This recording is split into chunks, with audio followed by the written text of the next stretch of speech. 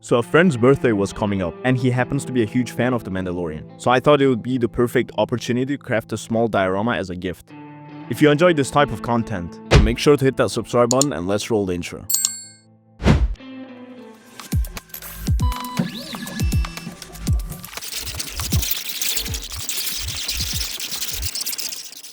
Before we jump in, I just want to let you know that these are old videos that I'm re-uploading.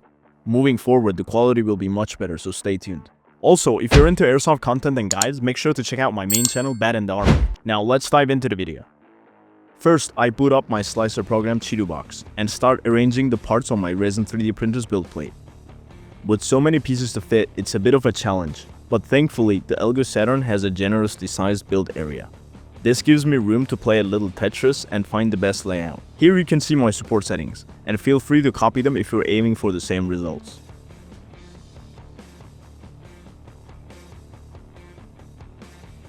Once everything is set up, I take a quick look of the preview to see how the final prints will come out. After sending the files to my printer, I began printing.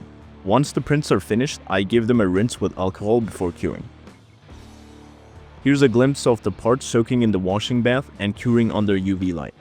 Next, I apply a coat of primer followed by black paint to prep the pieces. And remember, always wear a mask with filters to protect your lungs.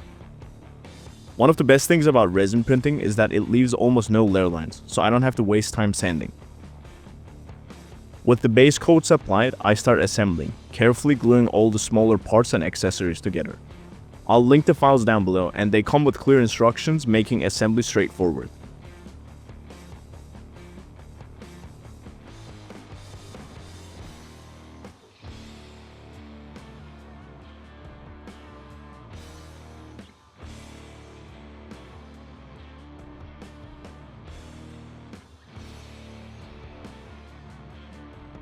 Once everything is glued and fully dry, I move on to painting.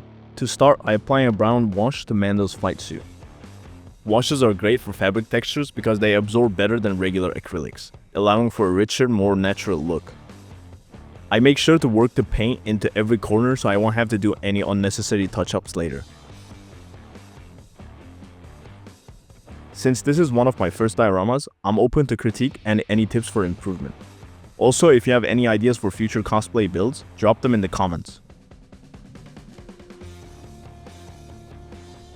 Next, I use a chrome wash for all the Beskar armor. It takes a few coats to get the proper metallic finish.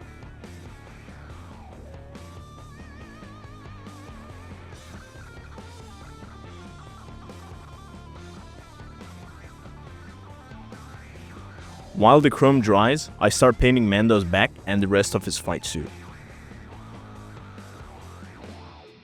After that, I move on to his visor, coating it with black acrylic paint. Then it's on to the leg accessories and helmet, which I finish with a chrome acrylic paint.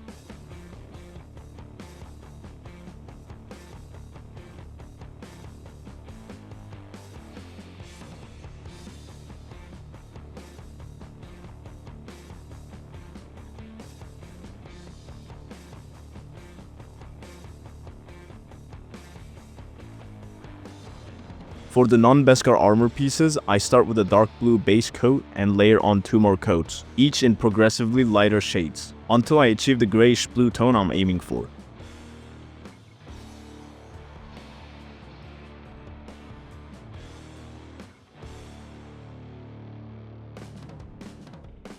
Once Mando's gloves are painted, it's time to switch focus to Grogu. His robe gets a thick coat of beige, almost like a sand color.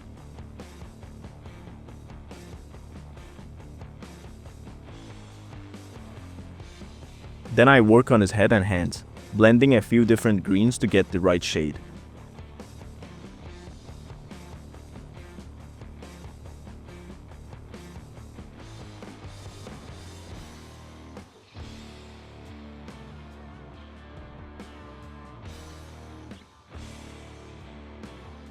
Grogu's bag gets painted next, and Mando receives a small cape.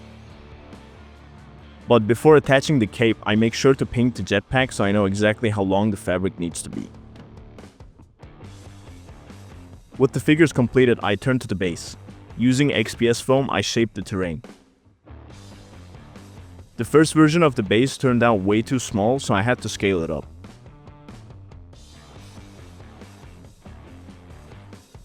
Once I have the right size, I glue Mando in place and add a layer of sand to bring the environment to life.